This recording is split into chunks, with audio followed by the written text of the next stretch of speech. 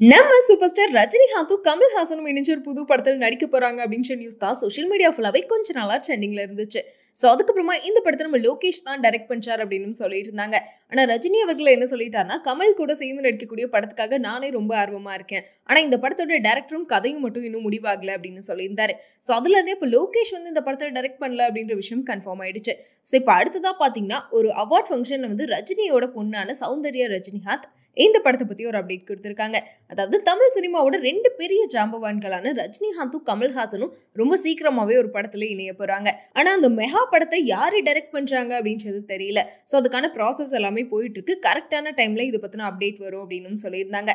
அது மட்டும் இல்லங்க, அடுத்ததான் நம்ம கமல்ஹாசனோட பொண்ணு ஸ்ருதிகாசனும் அதே மேடையில வச்சு இந்த படத்தை பத்தி பேசியிருந்தாங்க. என்னன்னா, திரும்பியுமே உங்க 2 பேத்தையும் வந்து ஒன்னா பாக்குறது எங்களோட கனவா இருந்துச்சு. சோ எல்லாரையும் மாதிரியும் நாங்களும் இந்த படத்துக்காக ரொம்ப ஆர்வமா வெயிட் பண்ணிட்டு இருக்கோம் அப்படின்னு சொல்லியிருக்காங்க. ரஜினி சாரோட படங்கள்ல எனக்கு ரொம்ப பிடிச்சது அப்படின்னா படையப்பா தான். அவர் கூட கூலி படத்துல சேர்ந்து நடிச்சதுல நான் ரொம்பவே ஹாப்பியா ஃபீல் பண்றேன் அப்படின்னு சொல்லிட்டு பல விஷயங்களை ஸ்ருதிகாசனும் ஷேர் பண்ணியிருந்தாங்க. ஸோ என்னதான் அப்பா 2 பேரும் நடிக்கக்கூடிய படத்தை பத்தி பொண்ணுங்களே வந்து அஃபிஷியலா அப்டேட் கொடுத்துட்டாங்க அப்படின்னு சொல்லிட்டு ரசிகர்கள் எல்லாரும் செம்ம ஹாப்பி மூட்ல இருக்காங்க. அப்படி இருந்தாலும் லோகேஷ் கனகராஜ் தான் இந்த படத்தை டைரக்ட் பண்றாரு அப்படின்றப்போ இது கேங்ஸ்டர் படமா இருக்கும் அப்படின்னு சொல்லி எல்லாம் சொல்லிட்டு இருந்தாங்க. பட் ஆனா இப்போ லோகேஷ் வந்து இந்த படத்தை டைரக்ட் பண்ணலன்னா வேற யார் இந்த படத்தை டைரக்ட் பண்றாங்க அப்படின்ற கேள்வி கண்டிப்பா எல்லாத்துக்கிட்டையும் இருக்கும்ல. ஸோ அதாவது நம்ம நெல்சன் இந்த படத்தை வந்து டைரக்ட் பண்ண போறாரு அப்படின்னு சொல்லிட்டு இப்போ ஒரு அப்டேட் வந்து கிடைச்சிருக்கு.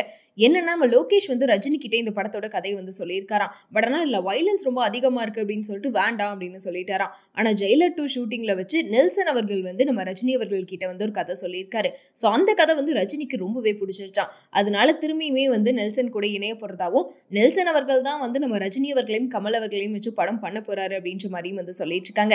ஸோ இதை பத்தின அஃபிஷியலான அப்டேட்லாம் வந்து நம்ம சௌந்தர்யா ரஜினிகாந்த் சொன்ன மாதிரியே ரொம்ப சீக்கிரமாவே கிடைச்சிரும் அப்படின்னு சொல்லிட்டு எல்லாரும் வெயிட் பண்ணிட்டு இருக்காங்க. ஸோ நீங்க யாரெல்லாம் இந்த படத்துக்காக ரொம்ப ஆர்வமா வெயிட் பண்ணிட்டு இருக்கீங்க, இந்த படத்தோட அப்டேட்காக வந்து வெயிட் பண்ணிட்டு இருக்கீங்க அப்படின்றத மறக்காம கமெண்ட்ல சொல்லிருங்க. அதே மாதிரி உங்க 2 பேத்தையும் சேர்த்து வச்சு இவர் வந்து டைரக்ட் பண்ணா நல்லா இருக்கும் அப்படின்னு சொல்லிட்டு உங்க மைண்ட்ல ஒரு டைரக்டர் நேம் இருக்கும்ல. ஸோ அந்த டைரக்டர் யாரு அப்படின்றதையும் மறக்காம கமெண்ட் பண்ணிருங்க.